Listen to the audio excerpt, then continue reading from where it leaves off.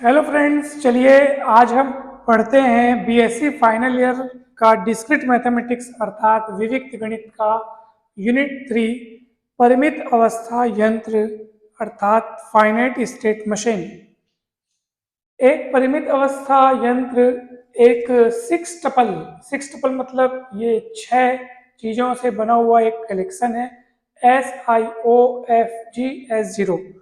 तो 6 टपल से निर्दिष्ट होता है। जहां इन प्रतीकों का मतलब क्या होता है ये हम समझते हैं।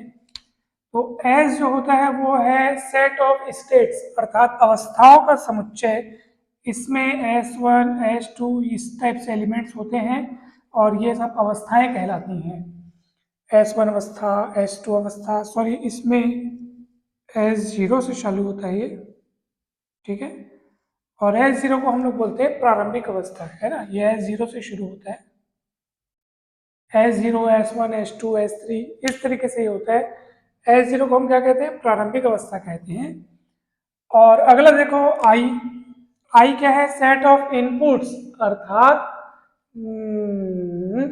निवेशी प्रतीकों का या निवेशी अक्षरों का समुच्चय, ठीक है। निवेशी अक्षरों या निवेशी प्रतीकों का समुच्चय। ये I1 I2 I3 ये सब इनपुट लेटर्स हैं। फिर कौन आएगा? ओ आएगा। ओ का मतलब output letters. O1 O2 O3 ये सब आउटपुट लेटर्स हैं। ये क्या है?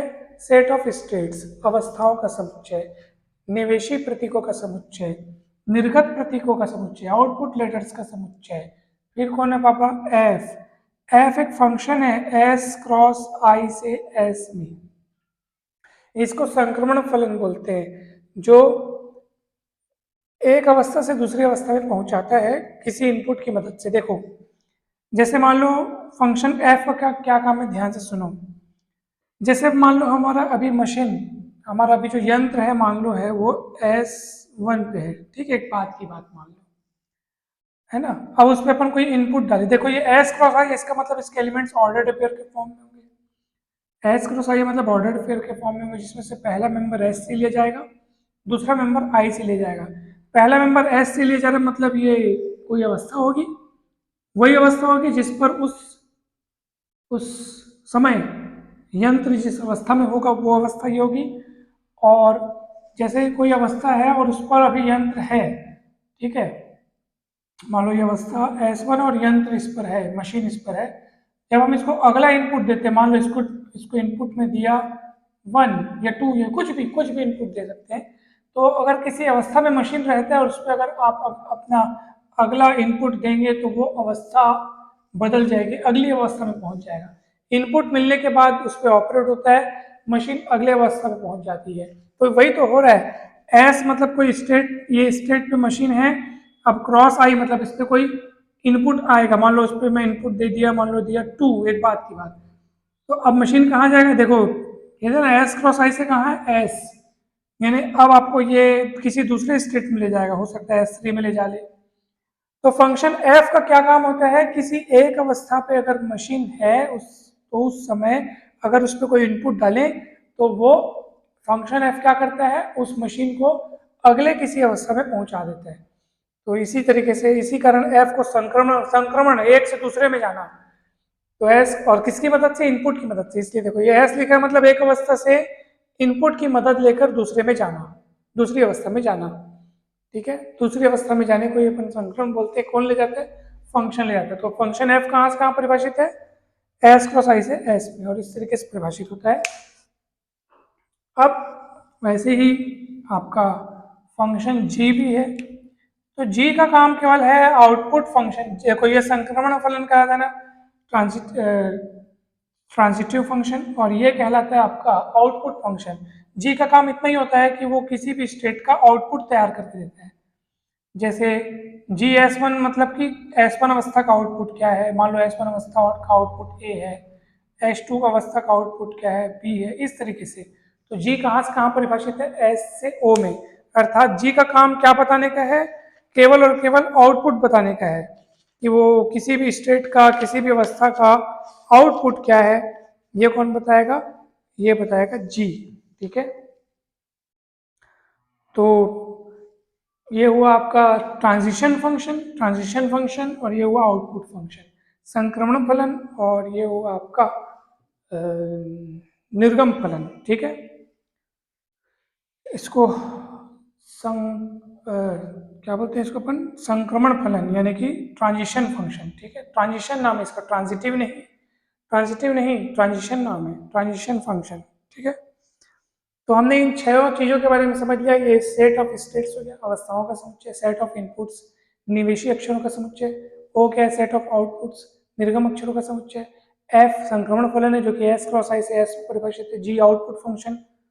ठीक है, एफ क्या है, हाँ एफ संक्रमण फलन है, यानी कि ट्रांजिशन फंक्शन है एस क्रॉस आई से एस में। जी निर्गम फलन है अर्थात आउटपुट फंक्शन है एस से ओ में। और एस जीरो लास्ट में जो बच गया एस जीरो, वो है प्रारंभिक अवस्था। प्रारंभिक अवस्था मतलब नाम में ही है स्पष्ट कि मशीन का काम जहां से जिस अवस्था से चालू होता है उसी को हम लोग बोलेंगे प्रारंभिक अवस्था, या यूं कहें मशीन प्रारंभ में जिस अवस्था से होती है उसी को बोलते हैं प्रारंभिक अवस्था, और वहीं से वो अपना कार्य को शुरू करती है।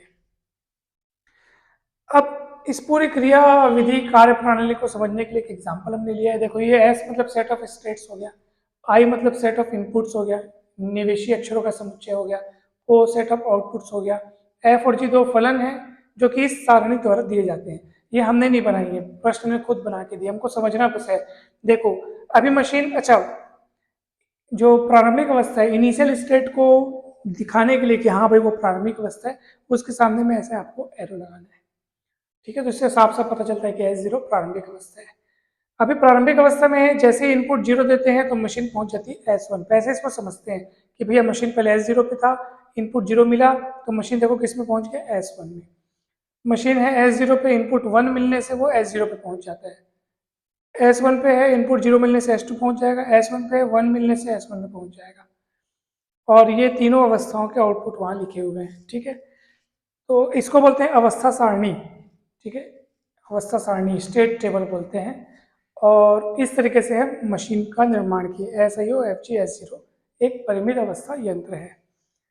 तो अभी आपको भले थोड़ा बहुत समझ में आ गया हो या ना आया हो, अब हम एक एग्जांपल देखेंगे तब आपको बहुत अच्छे से समझ में आ जाएगा। मैं इसको मिटाता हूँ और आपके सामने प्रस्तुत करता हूँ एक बहुत ही बढ़िया सा एग्जांपल, काफ़ी इम्पोर्टेंट है। चलिए देखते हैं।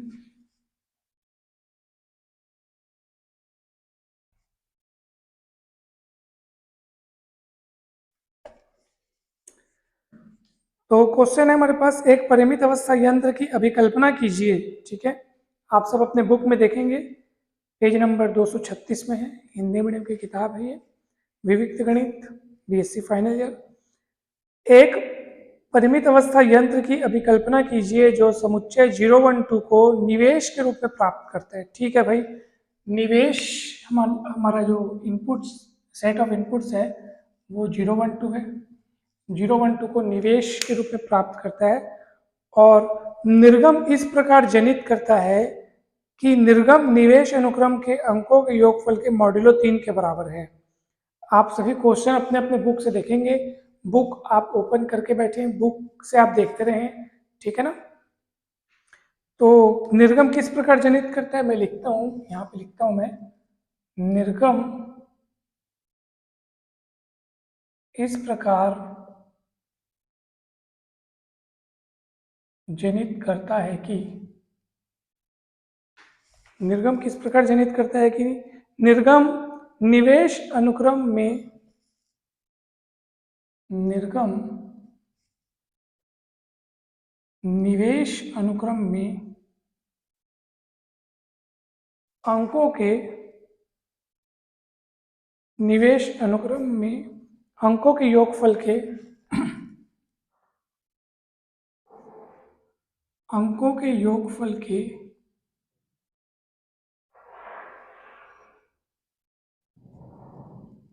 मॉड्यूलो 3 के बराबर है।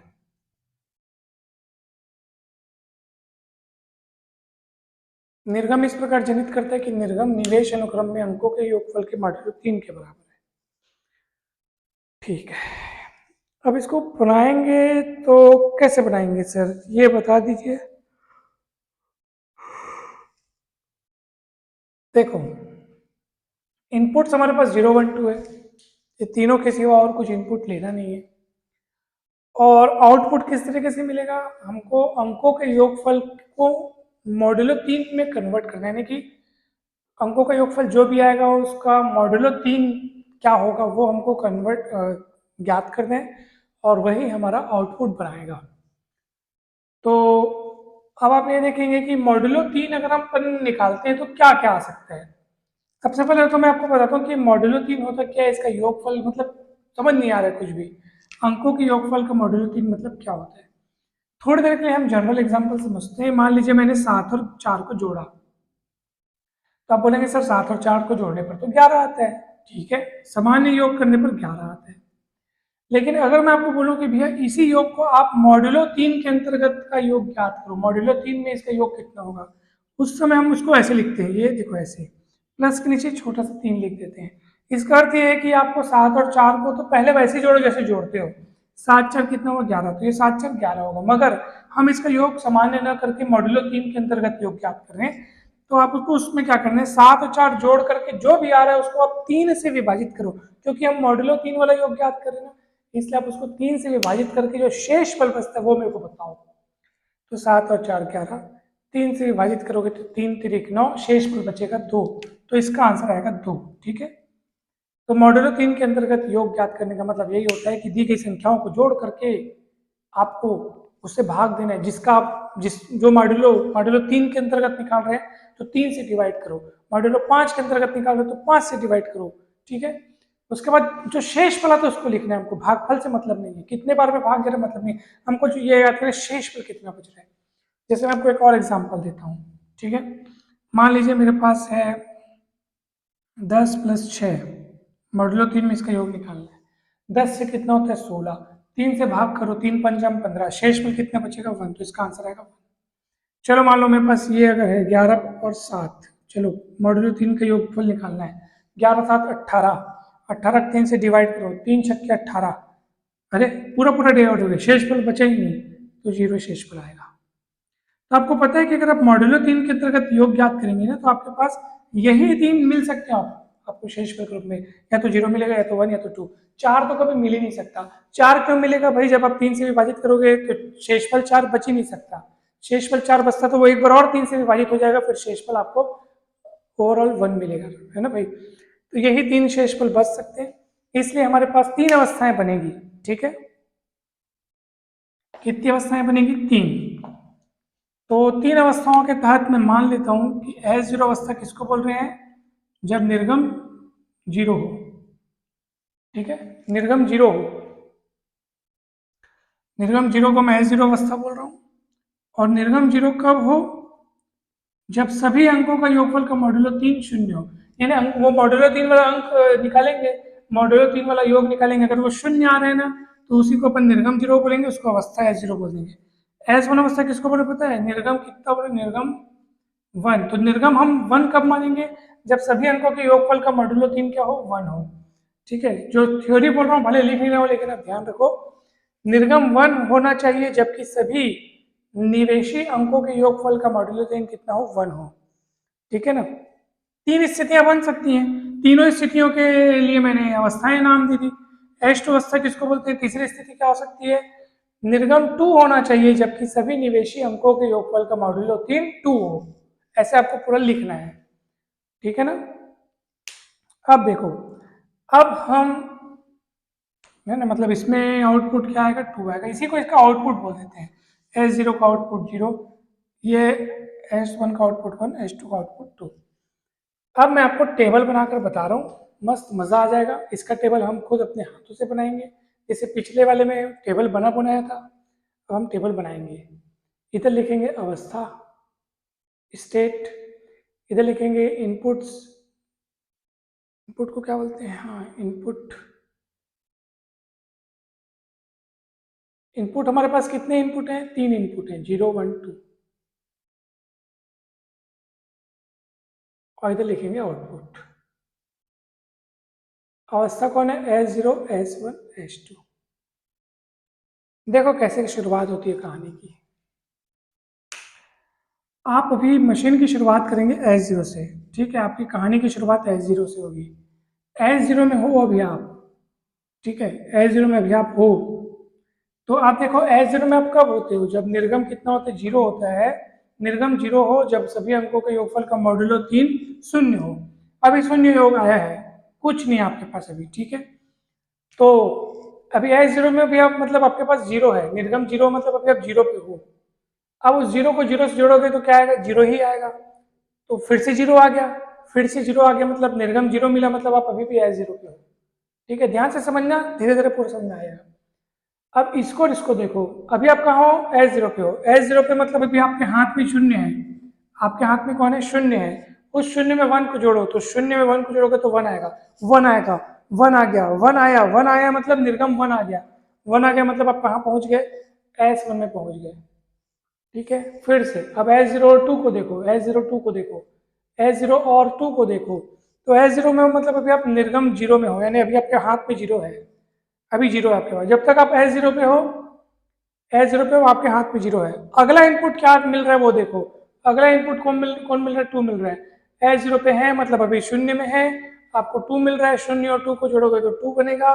और निर्गम 2 होने पर जो अवस्था तैयार होती है, देखो लिखा है ना, निर्गम 2 होता है, जबकि ये निवेशी अंकों के योगफल का मॉड्यूलो 3 2 हो, तो उसको अपन S2 बोलते, तो ये S2 हो जाएगा, सीधी सी बात है। अब अवस्था कौन सी अगली, S1 है, ठीक है। अगली अवस्था क्या है, S1 है। S1 पे जब आप इनपुट 0 देते हो, ठीक है, S1 पे हो इसका मतलब आप S1 पे हो मतलब निर्गम 1 पे हो, अभी आप अभी 1 पे हो, अभी हाथ में आपके 1 है। अब 1 में आप अगला इनपुट डालते हो 0, तो 1 और 0 कितना होता है, 1। 1 और 0 1 होता है, इसका मतलब क्या है, अभी आप रिजल्ट जो है उसके हिसाब से आपको स्टेट देखना है। तो 1 और 0 को जोड़ने पर 1 आता है, मतलब 1 आ गया, 1 आ गया, निर्गम 1 आ गया, आंसर 1 आ गया, मतलब स्टेट S1 में है अभी आप। अभी देखो अभी S1 पे हो और इनपुट 1 डाल रहे हैं, S1 पे इसका मतलब क्या है, निर्गम 1, अभी हथेली में 1 है, अगला इनपुट डाल रहे हैं 1, तो 1 1 कितना हो गया, 2, 2 आ गया, 2 आ गया, निर्गम 2 आएगा, कब 2 आता है, जब आप S2 पे पहुंचते हो तब। या यूं कहिए कि निर्गम 2 आ रहा है मतलब आपको यंत्र S2 पे ले जा रहे हैं। अभी देखो 2 है, अब 1 है, 1 है मतलब निर्गम 1 है, अब 1 में 2 को जोड़ो, तो 1 2 कितना होता है, 3 होता है, 3 3 3 को 3 से डिवाइड करोगे, 3 नहीं आएगा, 3 को डिवाइड करोगे आप, तो शेषफल 0 आएगा। तो आप बोलोगे सर अभी तक आप डिवाइड क्यों नहीं करते, क्योंकि पहले 1 और 2 मिल रहा था, 1 और 2 3 से छोटे हैं, डिवाइड जाएंगे नहीं, लेकिन अब 3 मिल रहा है योग हमको, 1 और 2 3 मिल रहा है, तो 3 भैया 3 से डिवाइड चला जाता है, तो ले जाएंगे उसको डिवाइड, और शेषफल बचेगा 0। ठीक है, तो शेषफल बच रहा है 0, इसका मतलब शेषफल 0 मतलब आपके पास हाथ में फिर 0 आ गया, निर्गम 0 होने पर फिर से आप पहुंच गए कहाँ पे, S0 पे पहुंच गए। अब कहानी की शुरुआत होगी S2 से। S2 पे है अभी आप, इनपुट डालोगे 0, इनपुट डालो 0, S2 पे हो, इसका मतलब क्या है कि निर्गम 2 है, अभी हाथ में आपके 2 है, 0 डाल रहे हो तो 2 और 0 मिलकर 2 होता है, 2 मतलब वापस निर्गम 2 मतलब फिर से पहुंच गए S2 पे। अभी आप S2 पे हो और निर्गम मतलब इनपुट डाल रहे हो 1, तो S2 पे हो मतलब अभी आपके हाथ में 2 है और उसमें 1 जोड़ है, देखो ये अगला इनपुट है ना, 1 जोड़ है उसमें, तो क्या होगा बताओ, तो निर्गम 2 2 हथेली में 2 है, 1 जोड़ है तो कितना होगा, 3, 3 नहीं आना चाहिए, 3 से डिवाइड करो, शेषफल बताओ, 0 होगा, 0 मतलब आप कहाँ पहुंच गए, 0 मतलब आप S0 पे पहुंच गए, देखो निर्गम 0 तो S0 पहुंच गए, S0 पे। अगला देखो S2 पे मतलब आपके हथेली में 2 है, फिर से 2 जोड़ो, उसमें 2 जोड़ो, है ना भाई, अभी अपन 2 में है, फिर अगला वाला देख रहे हैं, यहाँ पे बढ़ने के लिए इससे जोड़ना पड़ेगा उस 2 और 2 को, 4 होगा, 4 यहाँ स्वीकार्य नहीं है, 3 से डिवाइड करो, तो 4 को 3 से डिवाइड करेंगे तो कितना शेषफल बचेगा, 1, 1 शेषफल बचेगा, इसका मतलब निर्गम 1 वाला कौन है, S1, तो ये S1 पे आ जाएगा। ठीक है, कोई डाउट है तो बताओ। तीनों अवस्थाओं के आउटपुट 0 1 1 लिख देते हैं, ठीक है, 0 1 2 सॉरी, 0 1 2, ये आपका अवस्था सारणी बन गया, ये आपका अवस्था सारणी बन गया। अब हम बनाएंगे अवस्था आलेख, ठीक है, एक आलेख ग्राफ बनाएंगे। उसके लिए हम क्या करेंगे, तीनों अवस्थाओं को पहले आप लिख लो, कुछ कुछ दूरी पर, समान समान दूरी पर लिख लो। उनके बटे में उनके आउटपुट्स लिख लो, 0, 1, 2, और गोला लगा दो, और S0 पे आप ऐसे कर दो, क्योंकि ये क्या है, प्रारंभिक अवस्था है ना, तो हम इसको ऐसे करके लिख देते हैं। बाहर लिख दो, बाहर, गोलक बाहर, इस तरीके से लिखते हैं सर, घबराने की बात तो रहती नहीं है। अब देखो आउटपुट्स को अपन उसके बटे बटे में लिख के गोले लगा दिए। अब एक एक काम करते जाओ, एक एक लाइन खींचते जाओ। S0 में 0 इनपुट दिए तो कहाँ पहुंचे S0 पे, S0 में 0 इनपुट देने से वहीं पहुंच रहे हैं वापिस S0, शुरू वहीं कहानी वहीं जाके S0 पे पहुंच रही है, तो सेल्फ लूप बनेगा कि भाई S0 में हमने 0 दिया और घूम फिर के इसने S0 पे पहुंचा दिया। S0 पे इनपुट 1 देने से कहाँ पहुंच रहा है, S1 पे पहुंच रहा है। S0 पे इनपुट 1 देने से कहाँ पहुंच रहा है, S1 पे पहुंच रहा है। S0 पे इनपुट 2 देने से कहाँ पहुंच रहा है, S2 पे पहुंच रहा है। S0 पे इनपुट 2 देने से S2 पे पहुंच रहा है। S0 पे 2 इनपुट देने से S2 पे पहुंच रहा है। S1 पे 0 इनपुट देने से S1 पे पहुंच रहा है। S1 पे 0 इनपुट देने से वहीं अगर पहुंच, देखो ना S1 से शुरू होकर फिर से S1 पे पहुंचे, तो सेल्फ लूप बनेगा, ये सेल्फ लूप बन गया। ठीक है, अब अगला क्या है, S1 में 1 इनपुट देने से कहाँ पहुंचता है, S2 पे पहुंचता है। 1 इनपुट दो, S2 पे पहुंचा दो। S1 में 2 इनपुट देने से कहाँ पहुंचता है, S0 पे पहुंचता है। S1 में 2 इनपुट देने से S0 पे पहुंचता है। S2 में 0 इनपुट देने से S2 पे पहुंचता है, सेल्फ लूप बनेगा। S2 पे 1 इनपुट देने से S0 पे पहुंचता है। S2 पे 1 इनपुट देने से S0 पे पहुंचता है, और S2 में 2 इनपुट देने से S1 पे पहुंचता है। ये देखो S2 में 2 इनपुट देने से S1 पे पहुंचता है। इस तरीके से आप इसका अवस्था आलेख बनाएंगे और कहीं भी गड़बड़ नहीं है, चित्र एकदम सही है। भले ही आप चित्र का अपने हिसाब से बना सकते हो, जैसे ये S0 S1 S2 मैंने बनाया, बुक में S0 ऊपर रखा है, S1 S2 नीचे रखा है, तब भी चलेगा। बस ये है कि जिसमें जो जैसा इनपुट आउटपुट है और उसी अनुसार आपको मिलाना है, जैसा हमको मिल रहा है वैसे ही आपको मिलाना है। तो ये बन गया आपका अवस्था आलेख, ये आ गया अवस्था सारणी। इस तरह से मशीन का निर्माण हुआ। वीडियो अच्छा लगा हो तो जरूर लाइक करें, चैनल को जरूर सब्सक्राइब करें, वीडियो को शेयर करें, वीडियो पर कमेंट भी कर लिया करें, हमको बहुत खुशी होगी क्योंकि कमेंट्स आते नहीं हैं। वीडियो से अगर आपको लाभ मिलता है तो जरूर ये कार्य करें, लाइक जरूर करें, चैनल को सब्सक्राइब जरूर करें, वीडियो को शेयर जरूर करें, क्योंकि आप ये जो छोटे छोटे छोटे छोटे कार्य करते हैं इससे हमको बहुत खुशी मिलती है, हमारा प्रोत्साहवर्धन होता है। हम आगे के और भी वीडियोस अगर आप देखना चाहते हैं तो जरूर जरूर सपोर्ट कीजिए। इसमें बहुत मेहनत करूंगा, आपके लिए वीडियो बनाऊंगा बहुत सारे। तो सपोर्ट, मनचाहा सपोर्ट न मिल पाने की वजह से, यानी जो हम जिस आशा या उम्मीद में रहते हैं वैसा न मिल पाने की वजह से वीडियो बनाने की गति में थोड़ी ढील हो जाती है हमसे। तो मोटिवेट करते रहिए हमें, हमें प्रोत्साहवर्धन हमारा करते रहिए ताकि वीडियो बनते रहे। इसके अगला वाला जो क्वेश्चन है, ठीक बाद वाला क्वेश्चन आप बुक में देखेंगे और वो बनाएंगे, और अगर नहीं बन रहा है तो मुझे कमेंट करके बताएंगे, तो मैं उसका आपको वीडियो उपलब्ध कराऊंगा। आप सभी को बहुत बहुत धन्यवाद, बहुत बहुत शुभकामनाएं एग्ज़ाम के लिए। आप सभी खूब अच्छे से पढ़ें, खूब सफल हों और आप सभी का भला हो। Thank you so much.